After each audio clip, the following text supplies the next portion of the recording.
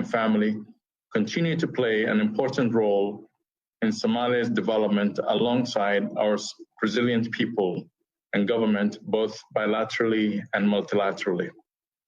The Somali government takes note of the report of the Secretary General, His Excellency Antonio Guterres, on the situation in Somalia, which was presented to the Security Council today. The report captures succinctly the political, security, and socioeconomic challenges the Somali nation must overcome in order to continue our path to deepening democracy, development, stability, and security for Somalia. It is important to note the Somali people will be forever indebted for the support of multifaceted partnerships that continue to contribute to our national progress, especially as we navigate forward to a better future. A bright and confident future. I believe we are the masters of our own destiny. Political developments. Madam President, on the present political impasse on the implementation of the 17 September Agreement, context is important. The federal government of Somalia has worked consistently in a determined manner to hold federal election as stipulated by the Provisional Constitution. It should be noted, soon after the commencement of this administration, work to implement the holding of one person, one vote began, simply in order to ensure the widest participation of citizens to choose their leaders for the first time in 50 years. A practical model for realizing this goal was designed and negotiated with the FMS before they and the FGS signed an agreement in 2018. I'm very much aware of this because I led on the negotiations on behalf of the federal government and as a member of the Federal Negotiations Technical Committee, working closely with the federal member states. After this agreement, a draft law was formulated by the executive branch based on the agreement and was presented to the federal parliament for legislative scrutiny and voted on before the president assented it into law in February 2020. As stipulated, both by the political agreement and the subsequent election law, the process was to be led by the National Independent Electoral Commission. However, within a short period, the FMS leaders reneged on the early agreement on one person, one vote, and instead expressed a preference for a selection model similar to the one used in 2016, where the leadership of the FGS and FMS in effect chose the members of both houses of the federal parliament who would then become the electors of the president and the speakers. The selective process has rightfully earned the label of an incubator for levels of corruption, irregularities, and patronage, favored by elites whose sole interest is to hold the future of Somalia to ransom and maintain patronage for the few. Despite the moral and political imperative to implement the agreed election model, Somalia's international partners pressured the government to compromise with the federal member states.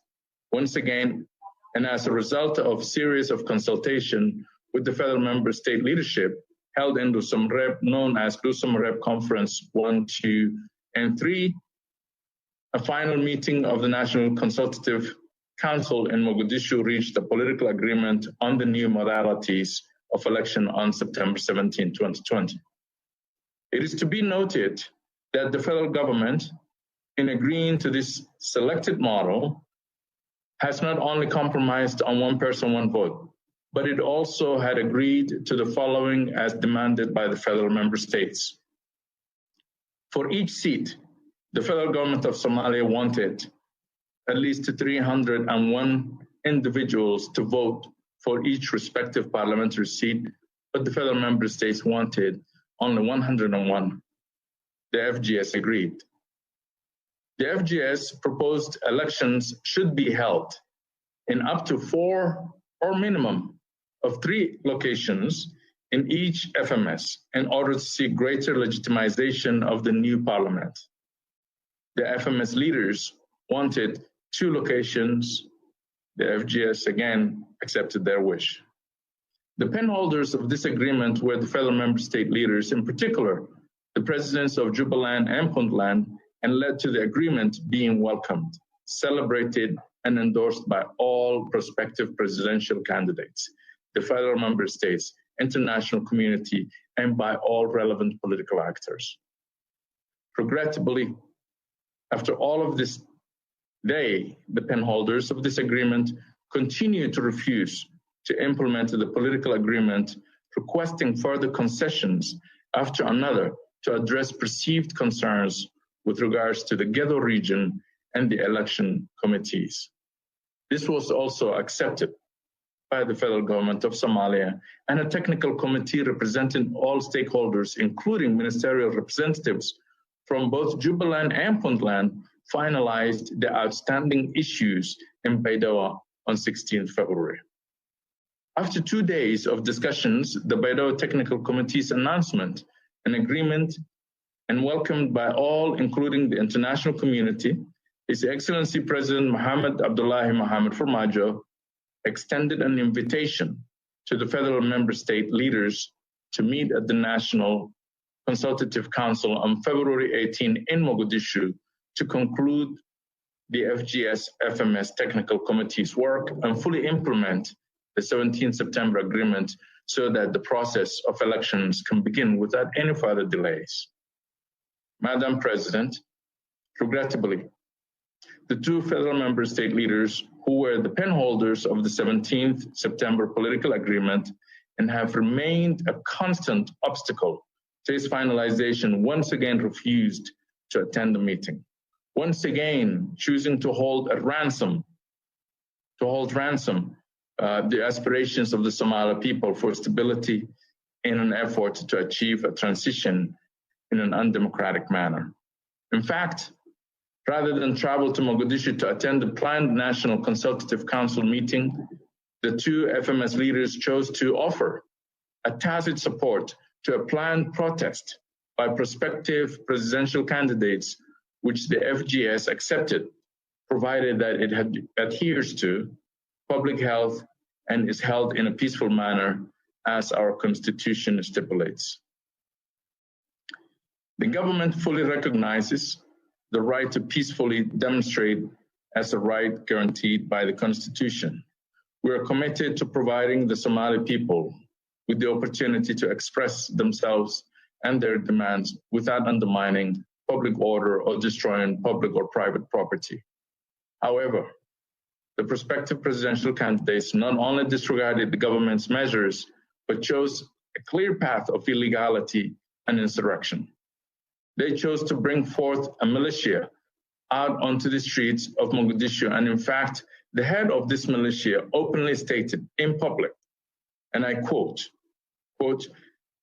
"There is no government and we are taking control," unquote.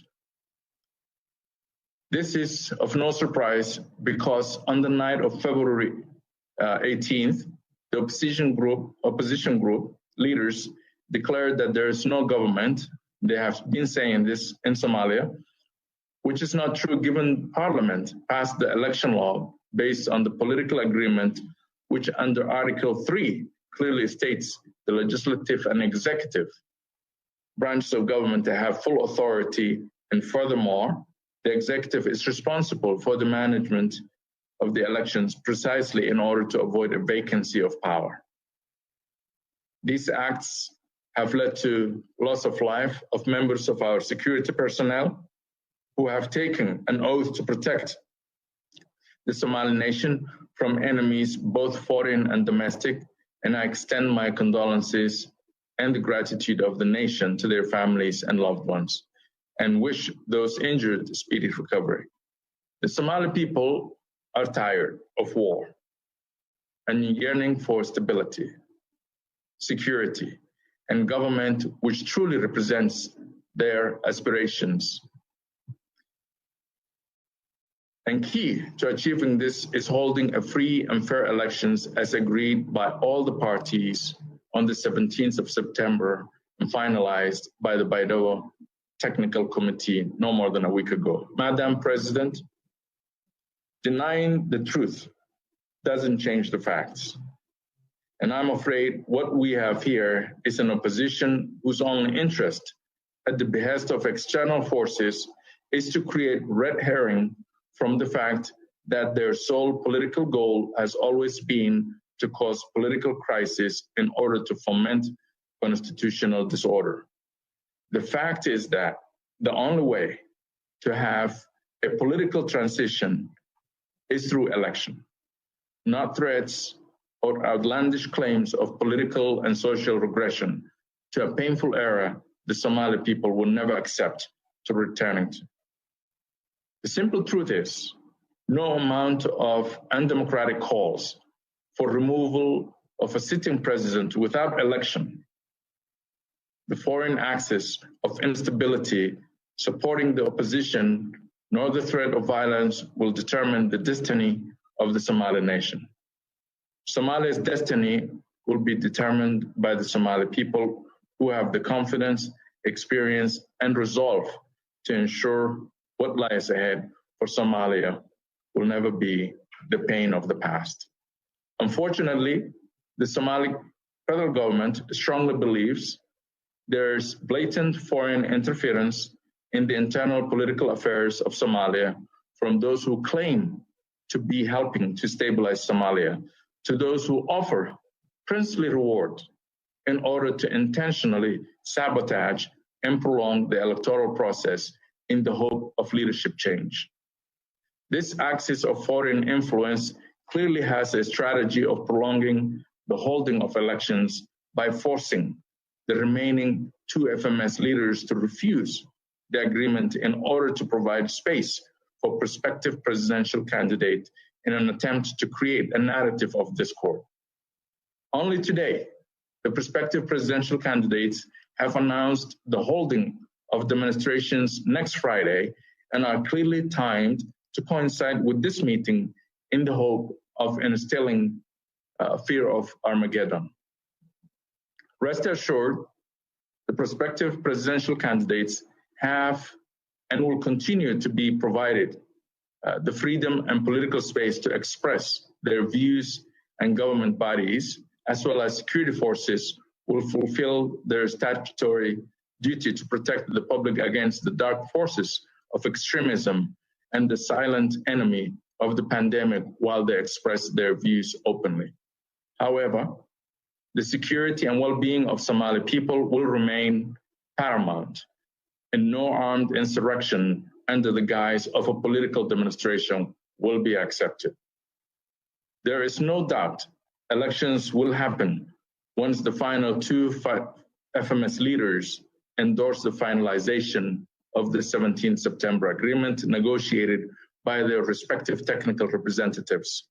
Upon the agreement of these two FMS leaders, the FGS is willing and able to begin the holding of the election within the month. The President of Somalia once again invites the leaders of Puntland and Jubaland to join the consultative meeting in Mogadishu to finalize the recommendations of the technical committee. The completion of the electoral process based on dialogue and compromise is vital for the peace and prosperity of the Somali people. Madam President, on security developments, defeating Al-Shabaab remains Somalia's key security priority.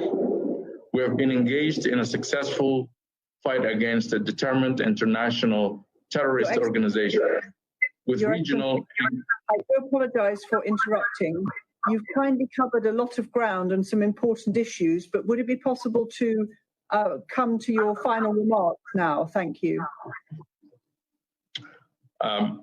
Thank you, Madam President. I will then just go ahead and conclude. Madam President, to conclude, Somalia has truly come a very long way on a journey in which many thought it would not make it past the first few hurdles. Somalia's economic success is a fruit of the collective efforts of the Somali government, people, and our valuable international partners. The Somali people are resilient and committed to building a better future for themselves, of which they can be proud. As for politics, Somalia's political process has developed from the period in which it was initiated and developed by international partners only. However, since 2012, and in particular the last 4 years, Somali leaders have dealt with complex political issues without the supervision of the international community. This has in turn made the Somali people have confidence in their governance and their leaders. And despite recent events, the President's invitation to the remaining 2 federal member state leaders stands without delay. Because rebuilding an inclusive, progressive, and prosperous Somalia is fundamental for all Somalis, it is the commitment of this government to honor this noble objective by delivering free and fair elections while continuing to safeguard the physical, health, and financial future of the Somali people. I thank you all.